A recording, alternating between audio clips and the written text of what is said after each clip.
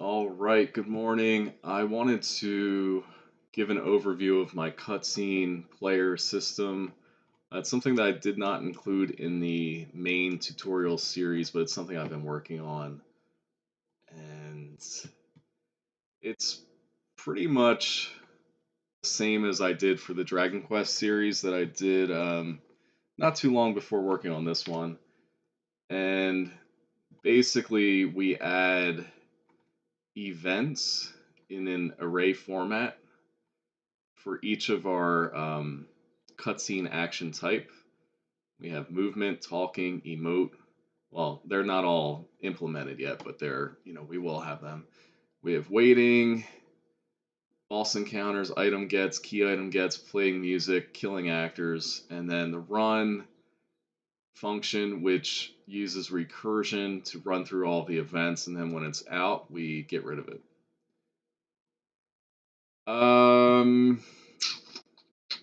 Okay, let me demonstrate it. Show you what's going on here. So this is a brand new file that I moved to the first hostile area. Before I initiate this cutscene, I want to show you what it looks like in code. So what I do is I make an instance of the cutscene. I add it to the owner of the NPC. And so once it's in the scene, we want to add all these things to it. By calling these, we're adding events to the event queue. Right, so we play boss music, we initiate that dialogue, and then when that dialogue's up, we're going to initiate the boss encounter with the enemy keys that are set for this NPC, which is just the boss itself for right now. And then when we call run, that starts the event queue. Now I connected to battle exited, the NPC, because when it's over, we want to check if we won, and if we do, we set the flag for that boss being defeated to true. Then we run this cutscene. And so we make a new cutscene, we add it to the scene. We make sure we're playing the current room's music. We initiate the defeat dialogue. When that's over, we get the key item, which is the ship key. And then we kill off the actor, which is Self, because we're calling it from King Clay. And then we run it. So I'll show you what that looks like in action. So once I talk to King Clay, right, we're using that function there. That starts that cutscene. You hear the music play, that happens immediately, and then we go into the dialogue. I'm just going to run through that dialogue and get to the battle. And then I'm going to fight King Clay. For testing, they have 1 health, so it's going to be an easy fight. Go through our little victory state, and then now we're down here.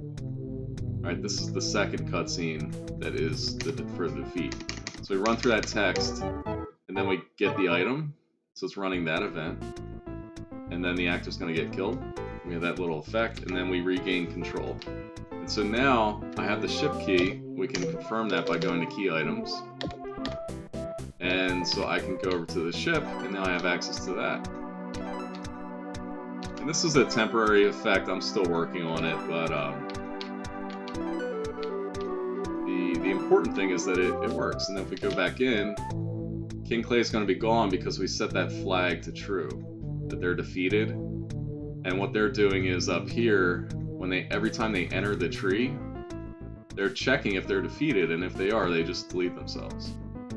Alright, so we can look at the room that they're in, and this is just the debug position for them. Excuse me. And so any instance of that King Clay, they're gonna get out of there. So let's take a look at the cutscene player itself. Pretty much, you just want enumerators for all the different arguments in the events. You can see that each argument is going to have these 3 primary variant types. So we have the type of the event, which is one of these. We have a Boolean of whether or not we're waiting until that event is completed before moving on to the next. Then we have the actor, and then we have 2 variant slots. Now I can add more as needed, but right now I've only needed 2. We have all of our types that I have for now, and then we have the event queue. So every time we're playing a cutscene, we're making an instance of this, and then we're calling all of these things here, all these different functions to add to the event queue. You can see each one of these is just adding, and then maybe a few different ones, they just play instantly. But like you can see item get, we just add the item. We don't worry about anything else. It happens immediately. But here on key item get, we want that to be an event because it does have its own kind of, what would you call it? Like a state, right? There's like a fanfare, there's a dialog box that pops up, and we want to pause the tree. So you do want that to be an event. And you could do the same thing with item get. I just chose to immediately add it for now. The music's happen immediately. I would have to change that if I'm going to be changing the music throughout the cutscene. But for now, it's just like changing once whenever you call it. When essentially it's going to happen when the cutscene begins. Kill actor. And then, okay, the run. Let's spend some time looking at the run method here. So at the very beginning, we check if we have any events left. If we don't, we get rid of it. That way it's automatically handling whether it's still in the scene or not. Let's see. We first grab the event. That's the top event in the event queue. Type, waiting, and actor are always going to be in the same order, so we can get those before we get into the switch statement, which is going to have the variants. The switch statement, or rather it's called match. Sorry, match, switch, whatever. It's based on the type. You can see we have move, all these different types, right, that we've defined earlier. And based on the type, we're gonna rename those variants. So like for instance, when we're moving, we have direction for variant 0, and we have distance and tiles for variant 1. And what that's doing is sending it to the actor to move in cutscene in that direction for that many tiles. And then moving cutscene does the math for that. Now, if waiting, we wait until the actor tells us they're in position. And then what will happen is we exit the match statement and we go to run. And so it loops, right? That's called recursion. Talk, our variant is dialog ID. All we're doing is emitting up to our events signal bus that a dialog is requested with that dialog array. If waiting and dialog box exists, we wait until events tells us dialog is ended. I didn't get these in place yet, but key item get has its own little thing here. Really, you don't need to know the specifics of it. You can just kind of make it however you want. The important thing is that you need to know how to manage your yields, or if you're in Godot 4, they'd be called awaits, because you have to time these things out, and that's very important. All right, timing is key. Killing actor, we pause the tree, we wait for the actor to die, and then we unpause the tree, and then we go to run. Init battle, we get the enemy keys from the event that we already sent through. We make sure globals know, oh, this is incorrect. This is init boss battle. So I'll put to do make separate for boss battle or add boolean. I know I misspelled that, sorry. You technically could just call this function directly, but I feel like later on I'm going to need that connection. So I connect to battle initiated on the current scene, and then we emit that signal. So current scene picks this up with the enemy keys, and then it starts the battle. Now those are things that I handled off camera, so you're going to have to figure out that logic on your own. and I have full confidence that you can handle that, right? Based on things that I've shown you already. I don't know why we're getting a cyclic dependency error there. Sometimes these things just pop up and you have to do a reload. So we'll reload and see if that goes away. But that's basically the cutscene system.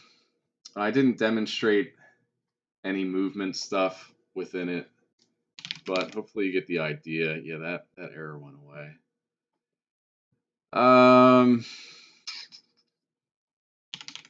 Look at how we initiate it.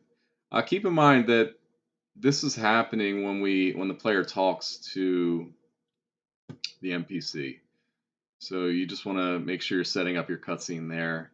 And also, I'm in my base actor class. I get a reference to the pack scene of cutscene player. And that's what we instance. If you look here, we're calling that. So we're just making a copy of that to add all the data, all the events as data. Okay, I'm still going to be tweaking it. I mean, it definitely needs improvement, and obviously I didn't get through all of the features of it. But that's the general idea. My hope is that you can kind of take it from there and build your own system, modify it however you want. I don't necessarily feel like I need to show you every aspect of it. Now, the other way that you can do a cutscene system is with an animation player, and that's probably easier to pick up, right? You would just make a new track and you call it like, boss encounter, whatever. You'd probably have the boss name, but you would need to have references to all of your actors, right, in that scene, and you have to make all the functionality within that cutscene player to work with the animation player. And basically, you would call methods that would fire off when you want those events to happen. I don't think that's. I mean, to me, it's actually less intuitive, but I think if you're maybe not the most comfortable with programming something like that, this probably will be more intuitive. I just think in the long run, going with the coding method is going to be better for you. And also, if you are using the animation player method, you would need to have your cutscene player in the town. So you just do it like this. Oops, we don't want that. We wanted an animation player. And so then I could like click on NPC 8, and with this open down here, what we can do is go down to their transform. Oh, I have to make a new animation. So let's just call it test. So now that I have that, you can see these keys popped up. And so we can add keyframes down here. And now I can animate the that position. Okay. I don't know why it's... Oh, I didn't make a new key. So like if we do that. And I don't even know where is NPC 8. They're up here. So watch, we can... Like the main benefit of the animation player is that you can see it in real time in the editor. Okay, but let's go back. I think that's where I had them. Actually, I'm just not even going to save that scene. So that's one way of doing it. You would need to match your movements with the speed that you want, and you also need to facilitate animating them. So that's more work. I don't really feel like going into all of that because personally, I don't think that's the best way to do it. So you'd have to figure that out on your own. And really at this point, I mean, there are like 40, almost 40 parts to the tutorial series. So hopefully by this point you can start branching off and doing your own thing. I mean, that's really the best way to learn. That's when I saw the biggest growth in my game making skills. Like you really have to get off the tutorials as quickly as possible. And it's not easy at first, and it's it's a lot of headache, but ultimately you learn to kind of figure out your own voice, if you will, with the programming language and the patterns and everything, and you learn how to kind of just Google for the answers that you don't know and go from there. But I also still have a ton to learn. There are probably, a lot of inefficiencies in what I'm doing, but it's a learning process for sure. And the main goal is just to keep plugging away at it and trying to get better each day. That's how I approach it. So hopefully that helps. Let me know if you have any questions specifically about the cutscene player and how to use it. I think I went over all the code. It's honestly, like, if you look back to Battle, it's very similar to that. If we look at how we add events, right, we're always adding the array and then we run through the event. This one's a little different because I did not use recursion, even though I probably could have. So we call this instead of run, right? Here we just have the run, and that handles it completely. I like this method better. It's a lot cleaner.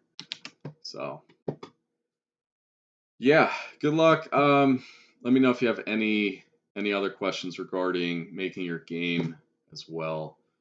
And I apologize for not having footage of me actually making this. What happened was I recorded the video and then I went to stop it and I realized that my mic was off the entire time. So didn't really feel like going back and redoing it. That's not how I roll. So this is what we're getting. And yeah, hopefully that does the trick for you. Let me know if you have any suggestions with it as well, or if you find anything that works better. All right, good luck as always. Take care.